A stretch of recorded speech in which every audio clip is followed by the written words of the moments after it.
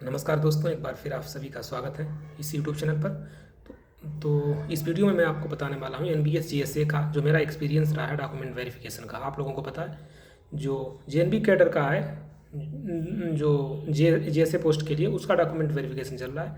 15 फरवरी से 25 फरवरी तक चलेगा। मेरा 16 फरवरी को जो 1 बजे वाली शिफ्ट थी उसमें था।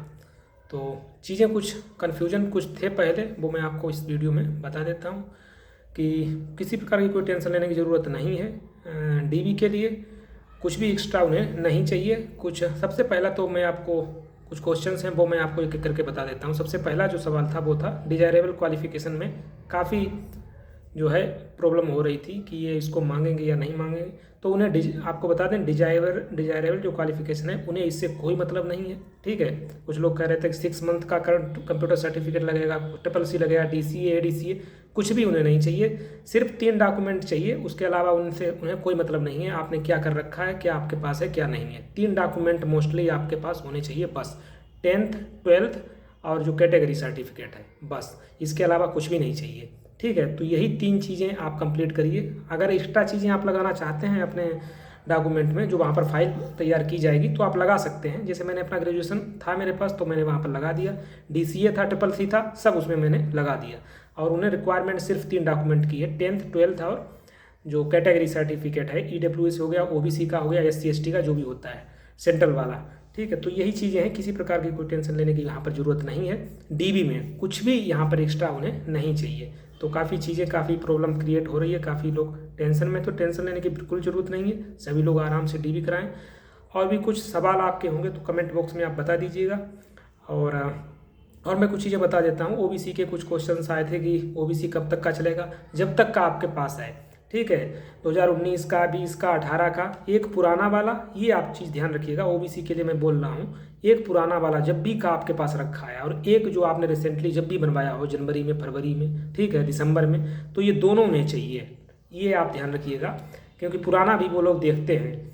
जब फार्म आपने फिल किया था उसके पहले जो भी आपके पास सर्टिफिकेट रहा हो वो दिखा दीजिए, और एक जो नया आप अपडेटेड बनवा के ले जा रहे हैं वो भी दिखा दीजिए। और फॉर्मेट पर बिल्कुल ज़रूरी नहीं है। ठीक है, फॉर्मेट पर आपका बना हो या ना बना हो, सिर्फ जो ऑनलाइन वाला बनता है वो अगर आपका है सेंट्रल का, उनका जो फॉर्मेट है उसी हिसाब से, तो बस वो वहाँ पे कोई दिक्कत नहीं होगी। दिक्कत थोड़ी बहुत होने वाली है यहाँ पर, ईडब्ल्यूएस कैटेगरी को दिक्कत होती है, क्योंकि यहाँ पर दिक्कत ये होती है कि उन्होंने स्पेशली वहाँ पर मेंशन कर रखा है ईडब्ल्यूएस कैटेगरी के लिए 2021-22 का। अगर वो है तभी वो लोग यहाँ पर करते हैं कि वो उसमें क्या है कि जैसे ओबीसी का सर्टिफिकेट न्यू नहीं है तो वो लोग 10 दिन का समय दे देंगे, आप बनवा के ले जाइएगा। ईडब्ल्यूएस कैटेगरी का जो स्पेशली मेंशन है 2021-22, तो यहाँ पर आप बैक डेट में नहीं बनवा सकते हैं ना, तो ये यहाँ पर प्रॉब्लम होगी जो भी ईडब्ल्यूएस कैटेगरी के हैं और उनके पास सर्टिफिकेट 2021-22 का नहीं है। बाकी सभी के पास है। 100% जो है वहाँ पर आप देखेंगे अटेंडेंस मिलेगी।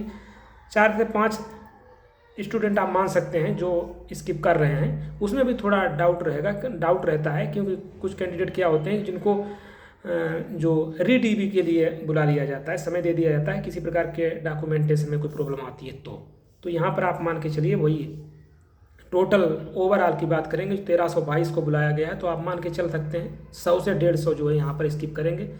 हो सकता है कि लास्ट के स्टूडेंट ज़्यादा स्किप करें। अभी तो यही हालात हैं, 4 से 5, 2 से 3 ही हर शिफ्ट में आपके यहाँ पर डॉक्यूमेंट स्किप कर रहे हैं। और चीज़ें बता दूं कि जो पहली एंट्री होती है 9 बजे से, वो 4 घंटे तक वहाँ पर चलता है। 1 बजे 1 बजे जो है वो दूसरी शिफ्ट के जाएंगे। हर शिफ्ट में 75 स्टूडेंट को बुला रहे हैं, 75।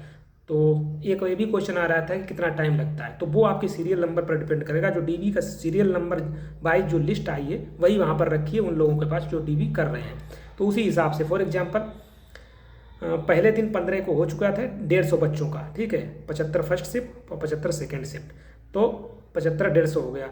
तो दूसरे दिन जो बच्चे बुलाए गए थे वो 150 से 100 मतलब 51 से, तो वो वहाँ पर आप चीज़ देख लीजिएगा कि यहाँ पर आपका जो है कितना सीरियल नंबर है। फॉर एग्जांपल आपका सीरियल नंबर थोड़ा लास्ट में है, जैसे 300 से स्टार्ट हो रहा है, 301 अगर है तो आप 15-20 मिनट में, जो भी वहाँ पर टाइम लगेगा आधा 1 घंटे बैठने के बाद जब डीबी स्टार्ट होगा तो आप 15-20 मिनट में बाहर हो जाएंगे।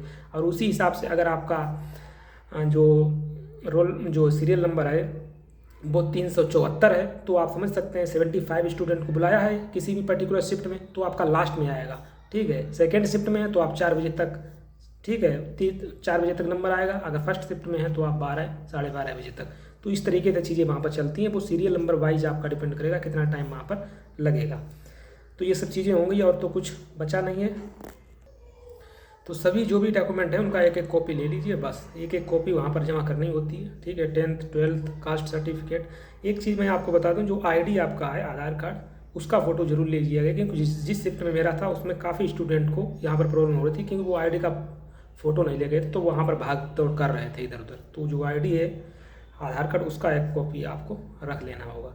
और जो पुराना वाला जो भी आपका सर्टिफिकेट कास्ट है, कास्ट का जो पुराना वाला सर्टिफिकेट, उसका भी एक फ़ोटो वो वहाँ पर जमा कराते हैं, क्योंकि उसमें भी काफ़ी स्टूडेंट भाग दौड़ कर रहे थे। क्योंकि वो पुराना वाला उन्होंने सोचा था कि ये सिर्फ देखेंगे और जो लेंगे फ़ोटो कॉपी वगैरह वो नए सर्टिफिकेट की लेंगे, लेकिन वो पुराने सर्टिफिकेट की भी फ़ोटो कॉपी वहाँ पर रखते हैं और उसको देखते भी हैं। कुछ स्टूडेंट ने क्या किया है कि जो पुराना था वो बिल्कुल जो ओरिजिनल ही सबमिट कर दिया है। काफ़ी वैसे वो कह रहे थे कि अगर आपको रिक्वायरमेंट है, ज़रूरी है, तो आप ले सकते हैं, फ़ोटो कॉपी में दे दीजिए। तो वो उनकी इच्छा है, उन्होंने अपना ओरिजिनल सबमिट कर दिया है, पुराना रखा था क्योंकि उन्होंने कहा नया तो हो ही गया है तो इसका कोई काम नहीं है। तो फिलहाल में आप एक फ़ोटो कॉपी ज़रूर रख लीजिएगा, जो भी आपका पुराना सर्टिफिकेट कास्ट वाला है। तो बस इतना ही चीज़ें मैंने जो भी चीज़ें आपको बता दी हैं, जो भी हैं, जो भी आपके क्वेश्चंस थे, और अदर और भी कोई क्वेश्चन है तो आप कमेंट बॉक्स में बताइएगा। चलिए हम मिलेंगे किसी और वीडियो में। Thank you.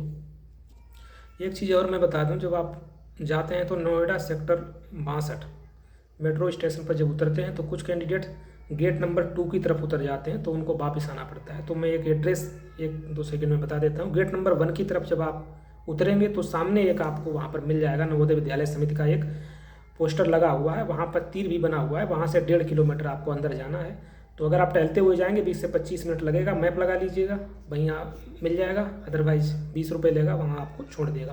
तो ये चीज़ भी आप ध्यान रखिएगा, गेट नंबर 1 से आपको वहाँ पर उतरना है। और एक चीज़ बता दूँ, जो आप पूछ रहे थे जो डॉक्यूमेंट का जो क्रम है वो क्या है, उसका टेंशन नहीं लेना, क्योंकि एक घंटे तक बिठा के वो सब बताते हैं किस तरीके से आपको यहाँ पर उसका सीरियल रखना है, ठीक है। तो उसके बारे में टेंशन लेने की जरूरत नहीं। 2 फोटो रख लीजिए, एक वहाँ पर चिपकानी होगी आपके जो बायोडाटा में, एक फ़ोटो उसी बायोडाटा में आपको पंच करनी होती है। तो 2 फोटो आप रख लीजिए, चाहे जो सा फोटो ओल्ड हो न्यू हो, उससे कोई मतलब नहीं है, 2 फोटो आपके पास होने चाहिए।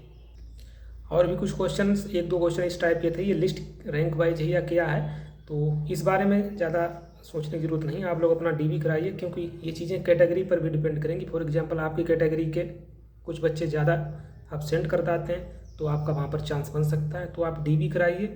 बाकी लिस्ट अगर आप देखेंगे 10 से 15 20 जितने भी कैंडिडेट के मार्क्स जब आप अरेंज करेंगे तो आपको पता चल जाएगा ये लिस्ट भी रैंक वाइज ही है, ठीक है। और कुछ कैंडिडेट कह रहे थे कि रा मार्क्स वाइज है, तो ये बिल्कुल बेबुनियाद चीज़ें हैं। जो रा मार्क्स वाइज लिस्ट नहीं होती है, क्योंकि नॉर्मलाइजेशन के बाद नॉर्मलाइजेशन जो मार्क्स होता है उसी हिसाब से तैयार की जाती है, ना कि पहले नॉर्मलाइजेशन कर दिया जाएगा, बच्चों को सेलेक्ट कर दिया जाएगा, फिर जो रा मार्क्स वाली लिस्ट निकाली जाएगी उस हिसाब से। ये सब चीज़ें, ये बेवकूफ़ी वाली चीज़ें हैं।